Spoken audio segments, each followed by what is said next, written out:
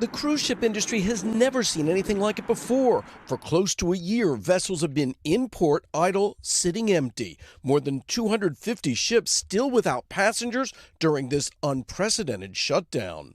Unlike restaurants, sports stadiums, schools, which open when governors and local governments say so, the lead authority that will decide when cruise lines can resume is the CDC. But so far, the CDC has issued no new health and safety protocols. Unfortunately, there's no one magic threshold that says now's the day. If we reach this point, we can go. The CDC declined to talk to NBC News, but those lack of rules have not stopped Americans from booking trips. Veteran travel agent Michelle Fee says her clients are tired of being cooped up at home. There is a thing called revenge travel. I don't know if you've ever heard of that. It is? And what it is people who have not been able to travel in the last year, possibly two, they are taking all the funds that they typically spend on vacation and they're going to take a bucket list vacation. The balancing act, new rules that don't ruin a vacation. We don't know yet what are going to be the rules to get into the hot tub or the swimming pools or, just going up and getting a drink at a bar. If you're required to wear a mask just walking down the hallway, will your customers say, it's not a vacation for me? Well, I think some people will say that and others will say, I have so much pent-up demand to travel that I'm going to go no matter what. The best clues of how it could work in the U.S. may come by looking at what works in Europe.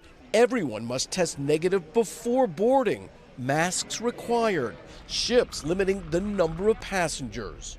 Under those rules, more than 350,000 people have cruised since last July in Europe. Only about 50 passengers have tested positive for COVID while at sea, according to the Cruise Line International Association. Similar rules could be adopted by the United States or go even further, as in Singapore, where masks are now required even when outdoors by the swimming pool. But some passengers say they're just not ready yet.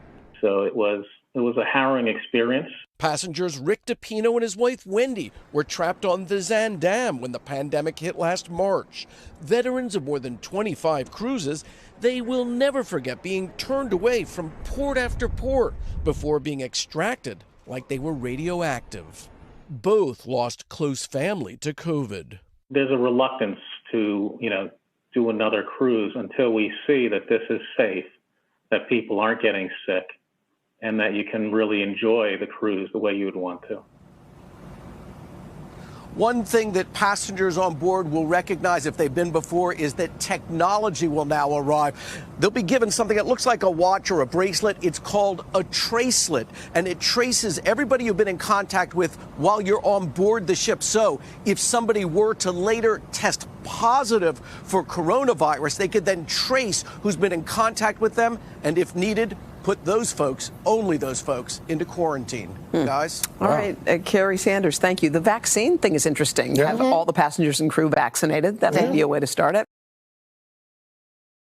Hey, thanks for watching our YouTube channel. Find your favorite recipes, celebrity interviews, uplifting stories, shop our favorite deals, and so much more with the Today app. Download it now.